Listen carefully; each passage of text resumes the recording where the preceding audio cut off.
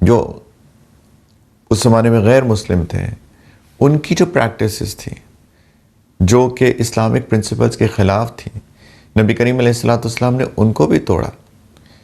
10 محرم کا روزہ رکھتے تھے نبی کریم علیہ السلام، مکہ مکرمہ میں صحابہ بھی رکھتے تھے۔ اس کے بعد مدینہ منورہ میں بھی آ کر یہ جاری رہی۔ پہلے تھوڑا سا اختلافی بات ہے، لیکن ایک رائے کے مطابق، ایک اوپینین کے مطابق پہلے یہ فرض تھا، پھر جب رمضان المبارک کے روزے فرض ہو گئے تو 10 محرم کا روزہ، جس کو عاشوراء کا روزہ بھی کہتے ہیں، اس کو اب وہ نفل ہو گیا۔ نبی کریم علیہ السلام کو بالکل مدینہ منورہ کے اس قیام کے دوران تھوڑی عرصے بعد یہ پتہ چلا کہ جو یہودی ہیں، وہ بھی مدینہ منورہ کے یہودی، وہ بھی 10 محرم کو روزہ رکھتے ہیں۔ نبی کریم علیہ السلام نے پوچھا وہ کیوں رکھتے ہیں؟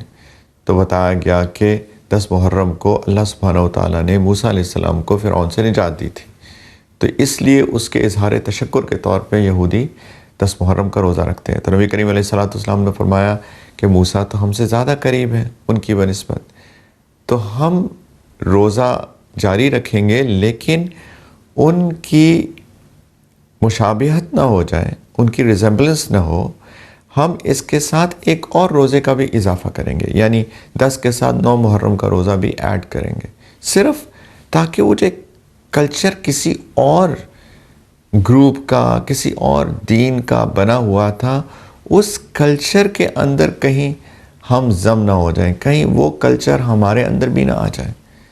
نبی کریم علیہ السلام نے فرمایا من تشبہ بقوم فہو منہم، او کما قال، کہ جو کسی بھی قوم کی مشابہت اختیار کرتا ہے وہ انہی میں سے ہے۔ ایک امت مسلمہ ہے اور باقی امتیں ہیں، باقی قومیں ہیں۔ اللہ کے رسول صلی اللہ علیہ وسلم فرما رہے ہیں من تشبہ بقوم فہو منہم، اگر کسی اور قوم کی، کسی اور کلچر کی، کسی اور گروپ کی آپ مشابہت اختیار کریں تو پھر قیامت کے دن انہی میں سے اٹھائے جائیں گے۔ یہ تو بہت ہی ایک سخت وعید ہے، ایک وارننگ ہے سورٹ آف، رائٹ؟ تو یہ بہت اہم کانسیپٹ ہے کہ ہم دین اسلام کے پرنسپلز کو، ان کے اصولوں کو سمجھیں، سیکھیں اور ان کو ہمیشہ اوپر رکھیں کسی بھی کلچرل پریکٹس سے۔ ہمارے معاشرے کے اندر بے تحاشا کلچرل پریکٹسز ہیں، اور ان میں سے بہت ساری کلچرل پریکٹسز جو ہیں وہ دین اسلام سے متصادم ہیں، وہ ان سے کلیش کر رہی ہیں۔ وہ توحید سے کے پرنسپل سے کبھی کلیش کرتی ہیں، کبھی سنت کے پرنسپل سے کلیش کرتی ہیں، رائٹ؟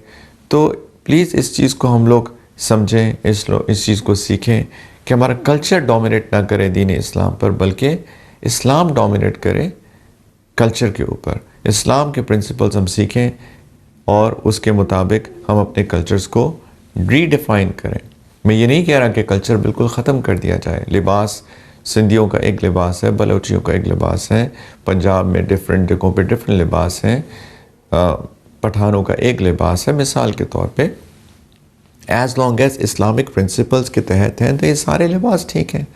اسلام کا پرنسپل کیا ہے؟ میں مثال دے رہا ہوں ایک۔ اسلام کا پرنسپل یہ ہے کہ لباس کا مقصد یہ ہے کہ سطر ڈھانپا جائے اور زینت ہو، خوبصورتی ہو۔